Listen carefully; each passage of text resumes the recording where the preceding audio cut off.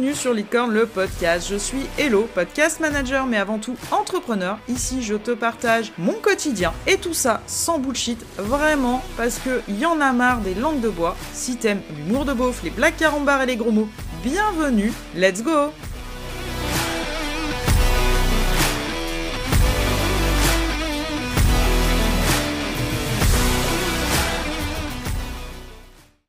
Allez, je te l'avais promis la semaine dernière, on se retrouve là pour cet épisode avec mes 3 plus grosses foirades de lancement, que ça soit lancement d'un nouveau produit, un live, un webinaire, peu m'importe, mais les 3 trucs où, clairement, j'ai brillé du casque en me disant « je plaque tout derrière ».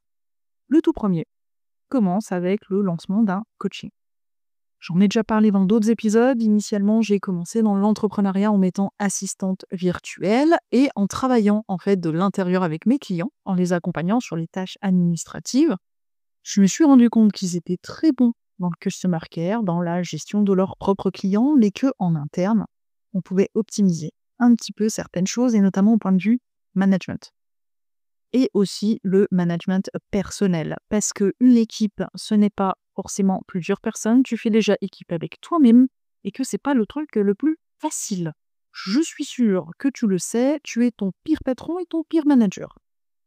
Et donc, me voilà à tester mon programme de coaching sur 3 mois en bêta-test avec 4 personnes, à faire les supports d'accompagnement, à vraiment jouer la carte du truc à fond. Et inversement, les personnes que j'ai eues en bêta-test ont vraiment joué le truc à fond. Les résultats étaient super. Honnêtement, je vais pas te le cacher, je ne m'attendais pas à autant de résultats parce que oui, mon petit syndrome de l'imposteur, malgré mes 15 années de management, me tapait gentiment sur l'épaule en me disant « tu n'es pas capable, tu n'es pas capable ». Malgré le fait que j'ai formé des managers en entreprise, pour moi, je n'étais pas forcément la personne la plus pédagogue. Tu vois, la preuve, les 3 quarts de ma famille, ils sont tous profs. Que moi, je me suis dit, jamais de la vie, j'apprendrai des choses aux autres et tout. Autant moi, j'aime apprendre, autant faire apprendre aux autres, c'est pas mon truc. C'est pourtant ce que j'ai fait pendant 15 années de carrière et que j'avais décidé de remettre là au goût du jour. Parce que j'aime ça.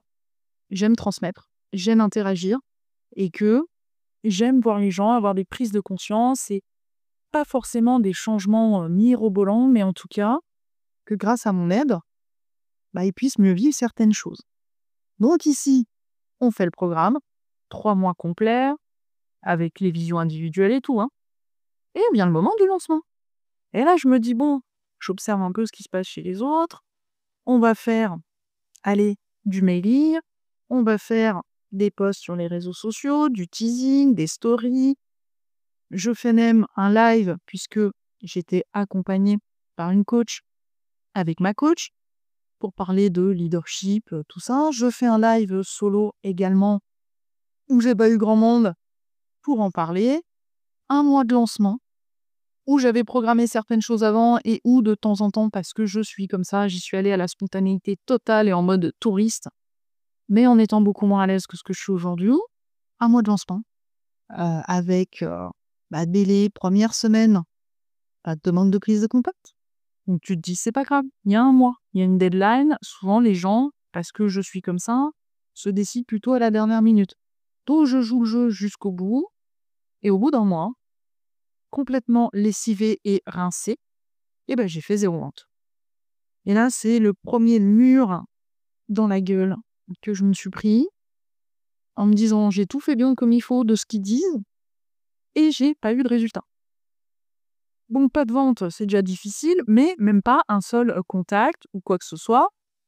Malgré l'appui des personnes que j'ai eues en bêta-test qui ont joué le jeu aussi de partager, de parler autour d'elles de l'expérience qu'elles avaient vécue avec moi et tout ça, j'avais pas de résultat, quoi.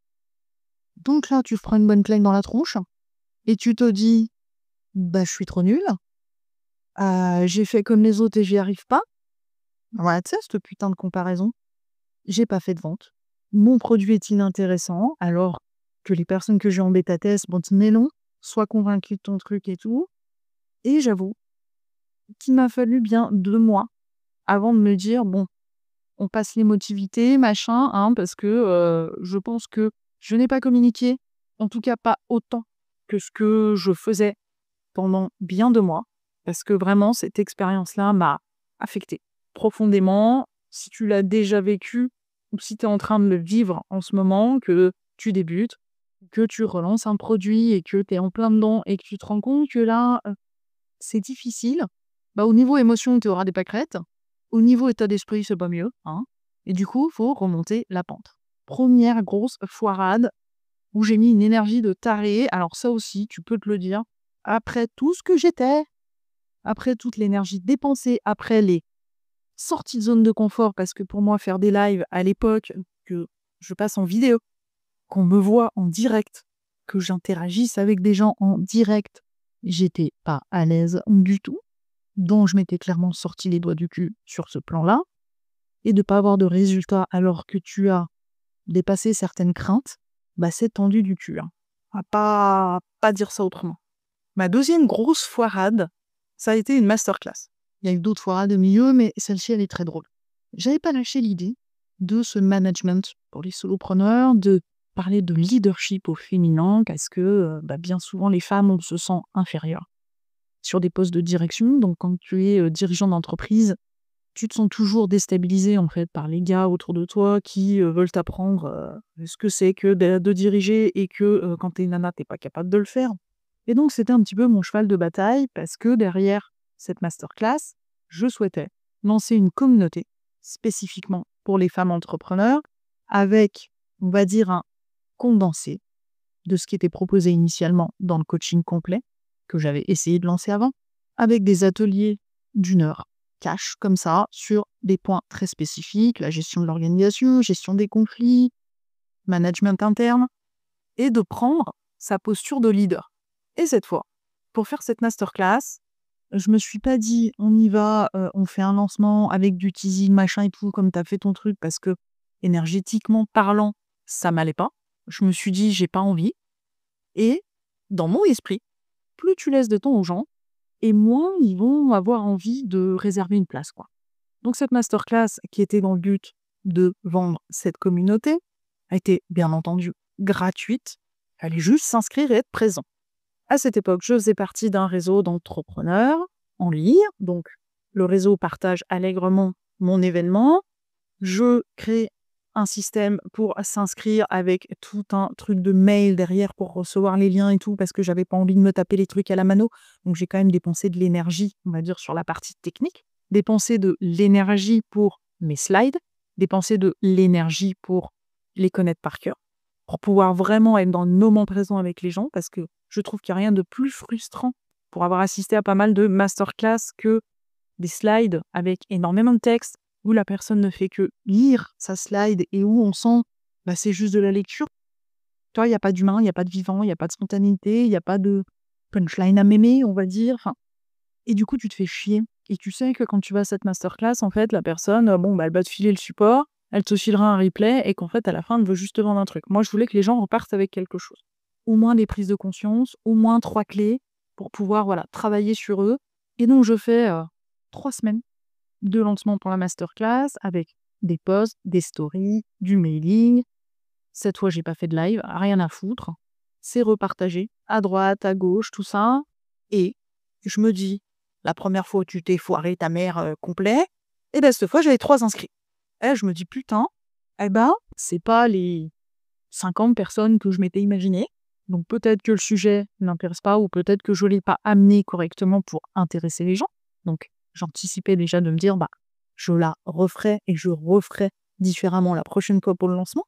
Mais j'avais 3 inscrits.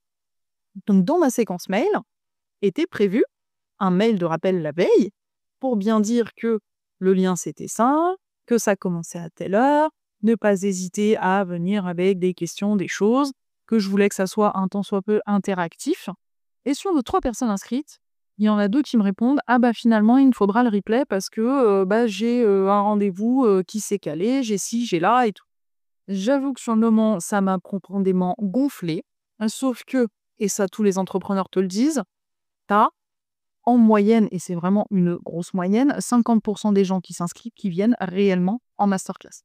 Donc je me dis, 3, j'en ai 2 qui viennent pas, mais un petit peu plus au-delà de 50%, on est d'accord, on est à 33%. mais il y en a au moins une qui vient et qui m'avait confirmé, suite au mail, qu'elle serait bien présente.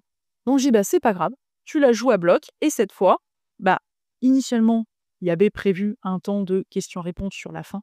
On va changer les choses, spontanéité jusqu'au bout, la personne aura le droit à sa masterclass individuelle, je vais enregistrer un replay, mais du coup, je le referai toute seule, puisque pour moi, dans l'idée, cette masterclass, je voulais la faire tourner, l'offrir éventuellement en freebie pour pouvoir inciter les gens à venir dans la communauté. Et donc, on part sur un atelier, en tête-à-tête. Au début, ça se passe bien, c'est hyper interactif et tout, c'était super sympa, j'ai adoré. Et d'un coup, à l'écran, la personne se fige. C'est-à-dire que son image se fige. Problème de connexion et tout.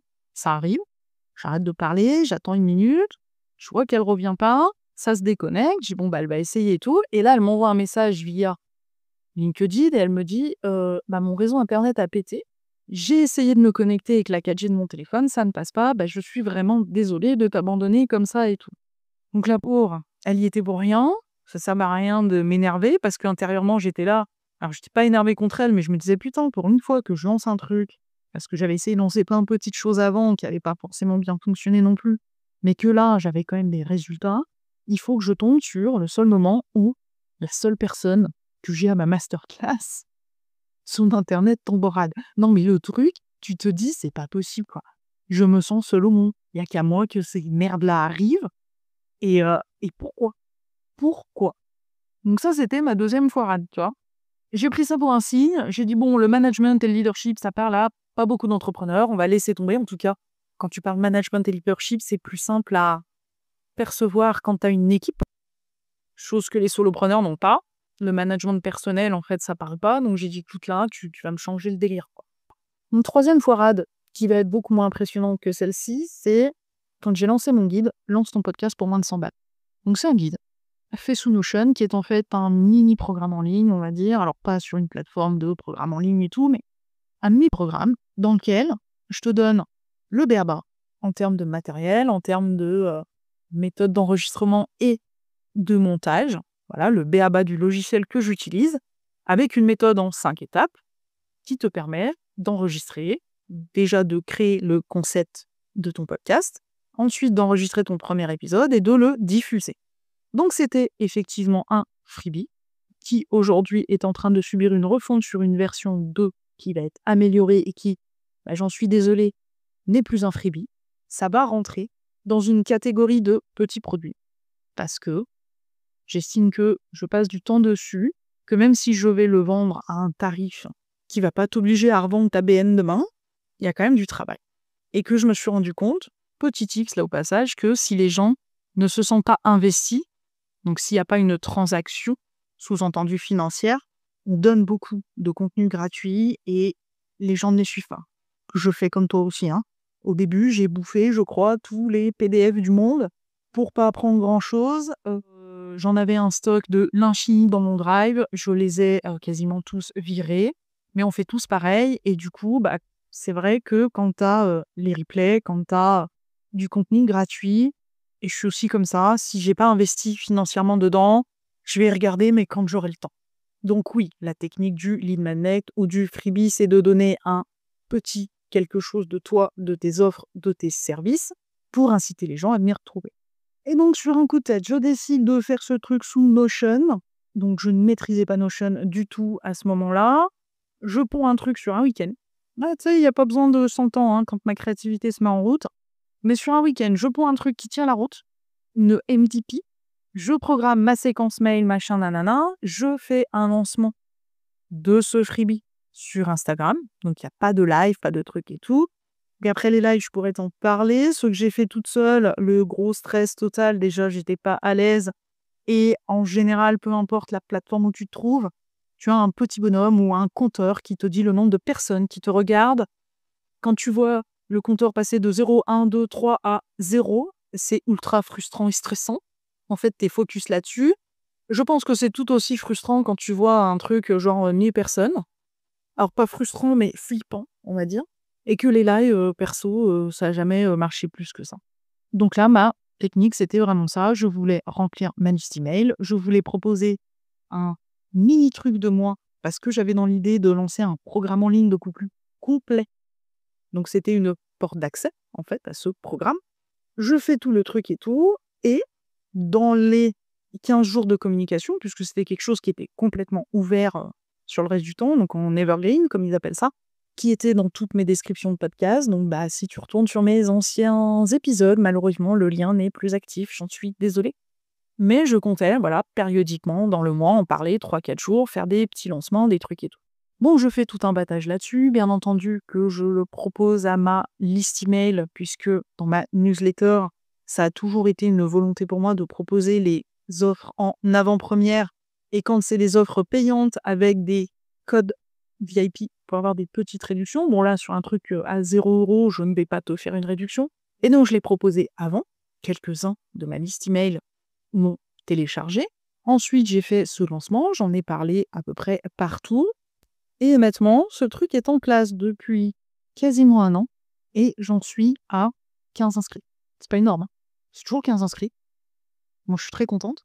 Mais là où je te dis que c'est une grosse foirade, c'est que, hormis le fait que je communique peut-être pas assez dessus, parce que, encore une fois, j'avais ce syndrome de l'imposteur, que ma newsletter, je savais plus trop, là, ces derniers temps. Alors, elle vient d'être relancée, mais je savais pas trop comment l'amener, je n'osais pas vendre dedans, on va être d'accord. Enfin, il y a beaucoup de choses, donc je me disais, malgré le fait que j'ai accompagné des gens à monter leur podcast, je les ai montés à leur place, mais là, de balancer en fait une mini-formation, alors c'est pas une formation, c'est un programme en ligne, formation c'est pour les gens qui sont certifiés, mais ce mini-programme en fait, je me sentais pas légitime à le proposer parce que je n'avais jamais réellement formé quelqu'un et que je me suis auto-formée beaucoup, donc via des programmes en ligne, via des tutos sur YouTube, et donc j'avais encore ce putain de syndrome de l'imposteur là, tu vois. Donc, sur 1 an, 15 personnes, c'est quand même génial. Quand dans les 2 exemples d'avant, t'as personne, hein, c'est un peu... voilà. Mais si t'as déjà téléchargé un filet, tu sais qu'au bout d'un petit moment, donc tu reçois plusieurs emails d'affilée, et qu'au bout d'un petit moment, on te demande de remplir un questionnaire. Ces questionnaires, alors, au début, je les remplissais pas pour les autres, parce que moi, quand j'ouvre un questionnaire et que je vois qu'il y a 50 questions, honnêtement, je suis désolée, mais j'ai ce principe de réciprocité. Tu m'as offert quelque chose gratuitement, je vais prendre du temps pour toi. Mais quand ça me prend 2 heures à remplir, je trouve pas ça très cool.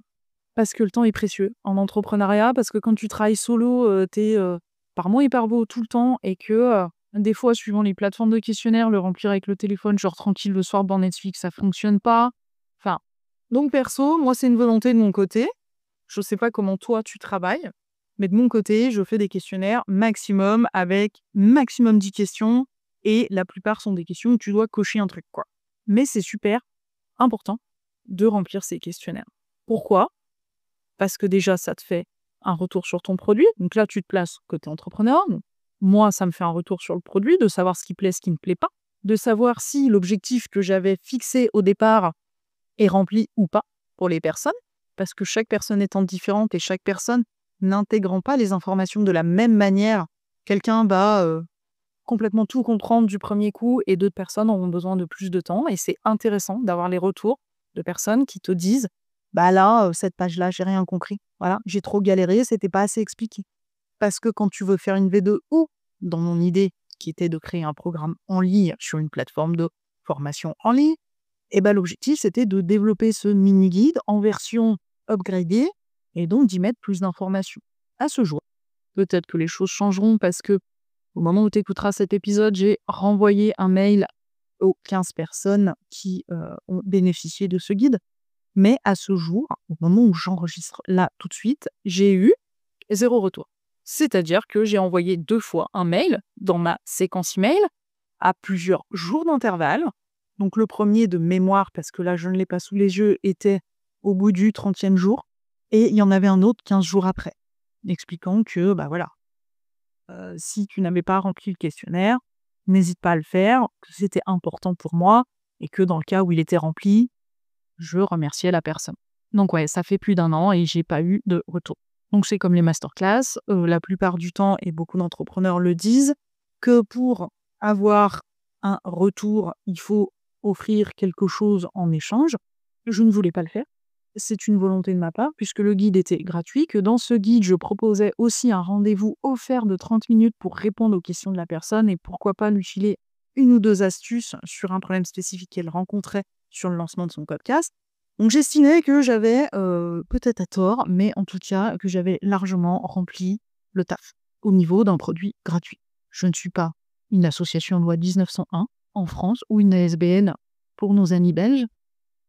Mon objectif, c'est quand même de gagner de l'argent. Si je file mon temps gratuitement tout le temps, ça devient compliqué. Et donc après, il y a eu d'autres petites foirades qu'on connaît tous, des sondages Instagram où tu as 0 réponse. Qu'est-ce qu'on a d'autre encore? Des boîtes à questions où il y a pas de réponse. Non, il y a beaucoup de trucs comme ça. Comme je te disais, les lives, les trucs où j'ai envoyé des mails pour promouvoir mes épisodes pour que ça soit plus simple en fait, parce que Instagram mettre des liens dans les stories, c'est une mort totale. Donc j'avais fait un test sur 2 mois aux abonnés de la news en leur partageant un lien direct pour Spotify pour mes épisodes tous les jeudis. J'ai eu 0 clic pendant 2 mois, donc j'ai testé beaucoup de choses. Mais du coup, il y a quand même du positif dans tout ça. Là, c'est les 3, on va dire, grosses foirades. Donc la première, un coaching que tu lances, tu te sens rincé à la fin du lancement et tu as fait 0 vente et 0 contact. La deuxième, c'est ce fameux webinaire où déjà j'ai plus de 50% de mes inscrits qui viennent pas et la seule personne qui a respecté, rempli le contrat, la pauvre, se retrouve sans accès internet au plein milieu du truc. Enfin, c'était juste... j'en rigole aujourd'hui, mais sur le moment, j'étais là, j'étais vénère. Franchement, j'étais vénère contre moi. Et vraiment, en me disant, putain, mais c'est pas possible. T'es trop nul, tu y arrives pas, les autres y arrivent. Enfin, tu vois, tout ce que j'ai pu te citer au cours de l'épisode. Et la troisième fois, ce guide qui a quand même été assez téléchargé, entre guillemets, mais sur lequel j'ai 0 retour. Donc, c'est toujours frustrant. Et je te l'avoue en toute honnêteté ici, d'offrir des choses aux gens, d'offrir ce fameux contenu gratuit. Donc aujourd'hui, les gens ont tellement l'habitude qu'ils sont assez réfractaires à ça. Mais d'offrir ce fameux contenu et que quand tu demandes 5 minutes, juste pour cocher 3 cases, t'es pas de retour, je trouve pas ça cool. Tu vas peut-être me dire en commentaire, ouais, t'es un peu une connasse, Hello. Il n'y a pas de souci. T'as le droit de me le dire. Et je l'entends tout à fait. Mais c'est juste que quand moi, on me tend la main, j'aime bien renvoyer la balle. Et j'estime, pour moi, que tout le monde devrait le faire. La preuve en est que non. Après, c'est parce que les gens oublient, c'est parce qu'ils prennent pas le temps. Il y a beaucoup de... C'est pas volontaire. C'est pas, non, de toute façon, j'ai pas envie de te répondre à ton putain de questionnaire, tu me fais chier. C'est pas ça. Mais c'est toujours frustrant. C'est pas le premier questionnaire que j'envoie, notamment à ma liste email, sur lequel j'ai pas de retour, puisque j'ai déjà fait des ateliers dans des communautés d'entrepreneurs sur lesquels j'ai envoyé des questionnaires et sur l'ensemble des participants, j'ai eu 50% de réponses. Donc, les gens répondent. En général, il y a quand même ce principe de réciprocité. Mais c'est vrai que quand tu offres des freebies, il y a tout le monde, entre guillemets, n'importe qui peut le télécharger et les gens répondront pas forcément. C'est tout. Donc aujourd'hui, je le prends à la rigolade, mais les premières fois, ça te fout la mort. Et je pense que si tu l'as déjà vécu, ça t'a énervé aussi. Mais de tout ça, de tous ces essais ratés, machin que j'ai fait, c'est ultra positif parce que c'est très formateur. Donc il faut vraiment que tu le prennes comme ça. L'objectif de l'épisode, c'était de rigoler un bon coup et de te dire putain, mais en fait, il n'y a pas que moi qui vis des trucs de merde avec ce genre d'action, quoi. Et aussi, tu vois, de te dire, ne lâche rien. Parfois, les choses ne fonctionnent pas parce que t'es pas dedans. Tu vas lancer un truc de manière un petit peu trop robotisée, on va dire. T'y mets pas du toi, t'insuffles pas quelque chose et ça prend pas. Ou peut-être parce que la méthode que tu as employée pour communiquer n'est pas adaptée pour toi. Tu vois, moi, les lives, je me suis vite rendu compte que c'était pas mon kiff. Donc, j'ai pas envie d'en refaire, en fait. J'adore faire des lives avec d'autres personnes. J'avais la trouille au début, mais moi, ça me dérange pas de pas être toute seule parce que, au moins, c'est comme enregistrer un épisode de podcast, c'est pareil, avec un invité. Donc, il y a de l'interaction, il y a du truc, ça donne de la vie. En faire toute seule, je déteste ça. Donc, c'est plus quelque chose que j'ai envie de faire, pour l'instant. Ça veut pas dire que ça sera plus jamais de ma vie. Mais les lives solo, fini. Moi, je préfère le truc par email, j'avoue, avec de la com un peu sur les réseaux et tout, parce que par email, je suis un peu plus comme je suis là, avec toi. Un peu plus tranquille, je raconte des trucs, je parle, j'écris en tout cas comme je parle, ça me plaît un peu plus. Mais à chaque fois que je fais un lancement, à chaque fois que je teste des nouvelles choses, à chaque fois que je mets des choses en place et que ça n'a pas fonctionné avant, je vais changer un petit truc. Donc, petit conseil, et ça me vient de mes années de scientifique et notamment à travailler dans un labo de recherche, quand tu fais une expérience, tu émets une hypothèse que tu vas faire A plus B donnera C, par exemple. Tu fais ta première expérience, A plus B, ça va pas donner C. Si tu changes A et B complètement, et que finalement, ça donne C, quel était le problème dans ta première expérience? Est-ce que c'était A ou est-ce que c'était B? Tu le sais pas. Donc en fait, à chaque fois que tu vas retenter un lancement, à chaque fois que tu vas vouloir mettre en place une nouvelle méthode ou un nouveau truc, ne change pas tout. Déjà, choisis les trucs avec lesquels tu es OK. Les trucs qui te font kiffer. Tu vois, contre-exemple, au mois de décembre, j'ai lancé un challenge qui s'appelait Christmas Podcast, où je suis partie dans une créativité totale, un peu plus moi, avec des punchlines, avec des mails et toute une histoire autour de ce challenge pour créer le concept de son podcast. Donc ça tournait autour de Noël, des lutins de Noël et tout ça. Et là, j'y suis allée franco de port comme je suis moi. Et ça a marché. J'ai vu plusieurs inscrits. Et tout de suite. Et là, j'ai pas fait de live. J'ai pas promis monts et merveilles. J'ai simplement fait de la com sur les réseaux pour s'inscrire à une mailing list particulière dans laquelle je partageais des choses jusqu'au départ du challenge. Un challenge sur 3 jours. T'en as suivi des challenges. Moi, les trucs sur 5 jours, 10 jours, 30 jours, c'est mort. Au bout du 3e jour, je décroche. Donc, j'ai tablé là-dessus en me disant, c'est 3 jours, c'est impactant, c'est court. On y va jusqu'au bout, on joue le jeu jusqu'au bout. Et les personnes qui se sont inscrites assez rapidement, parce que ça a été un lancement sur 15 jours, je me suis pas pris de la tête à faire un truc sur 6 ans, ont adhéré tout de suite au concept. Donc, je sais que cette méthode que j'ai employée pour Christmas Podcast, je peux la réutiliser. C'est pas la peine de réinventer la roue. Je peux la réutiliser. Elle fonctionnera peut-être mieux ou peut-être un peu moins bien, peu importe. Mais elle a fonctionné. À moi maintenant de l'améliorer. Mais j'ai gardé les mails, j'ai gardé la page d'inscription. La seule chose qui a changé, c'est mon mindset. C'est la façon dont j'ai présenté les choses. C'est le fait d'assumer toute cette créativité et toute cette folie que je peux avoir. N'hésite pas à partager cet épisode à un ou une amie entrepreneur qui est en train de te dire « je viens encore de faire le 3e lancement de mon produit et je me suis laminé la gueule et là franchement j'en ai ras le cul, je plaque tout, je ferme ma boîte demain ». Non, un pas après l'autre. Un petit changement et peut-être que ça changera beaucoup de choses. Et dans les commentaires, tu vas venir me mettre ta pire phrase. Là, c'est vraiment le moment, j'ouvre la boîte à ouin-ouin. Je disais ça quand j'étais déléguée du personnel, que j'ouvrais le bureau, la boîte à ouin-ouin. Tu viens me sortir ta plus grosse foirade, histoire que ça inspire aussi d'autres personnes à se dire « putain, en fait, ouais, on est plusieurs, je suis pas tout seul ». Et puis, je vais te faire un petit placement de produit au passage. Si tu veux t'abonner à la news pour avoir les infos en avant-première, mes trucs et astuces, podcasts ou outils, et aussi des petites prises de conscience et partage d'expérience, tu trouveras dans la description le lien pour le faire. En plus, je t'offre l'assistant IA en cadeau. Et tu ne l'auras que comme ça. Donc inscris-toi, c'est tous les 15 jours. Et je vais te souhaiter une belle journée ou une belle soirée en fonction de l'heure à laquelle tu vas m'écouter. On se retrouve la semaine prochaine dans un autre épisode. Et d'ici là, fais attention à toi.